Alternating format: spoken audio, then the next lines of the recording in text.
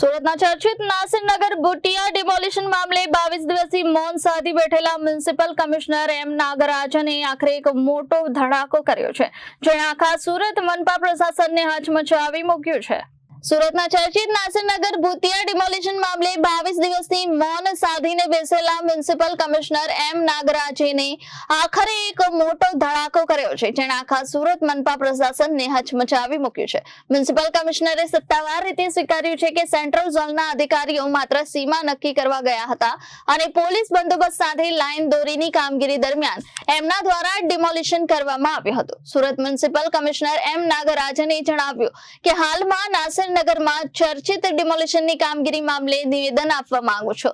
30 મે 2024ના રોજ સેન્ટ્રલ ઝોનના અધિકારીઓ દ્વારા લાઈન દોરીનો અમલ કરવા માટે અને ડીમાર્કેશનની કામગીરી કરવા માટે ઉચિત પોલીસ બંદોબસ્ત લઈને કામગીરી કરવામાં આવી હતી। નમસ્કાર, હું એમ નાગરાજન, સુરત મહાનગરપાલિકાના મ્યુનિસિપલ કમિશનર શ્રી। હાલમાં નસીરનગરમાં ચર્ચિત જે ડેમોલિશનની કામગીરી છે એ સંદર્ભે નિવેદન આપવા માંગુ છું। 30/5/2024ના રોજ સેન્ટ્રલ ઝોનના અધિકારીઓ દ્વારા લાઈન દોરીનો અમલ કરવા માટે અને ડીમાર્કેશનનું કામગીરી કરવા માટે ઉચિત પોલીસ બંદોબસ્ત લઈને કામગીરી કરવામાં આવી હતી।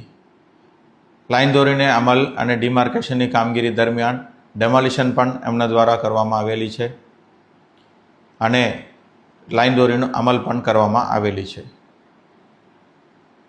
હાલ આ મેટર હાઈકોર્ટમાં પિટિશન કરવામાં આવેલ હોય એની અંદર વધારે વિચાર વિમર્શ કરવું એ ઉચિત નથી।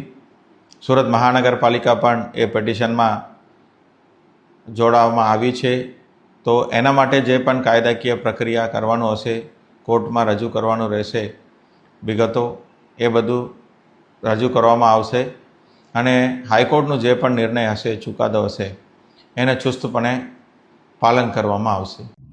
Bureau report, Janadesh news, Surat.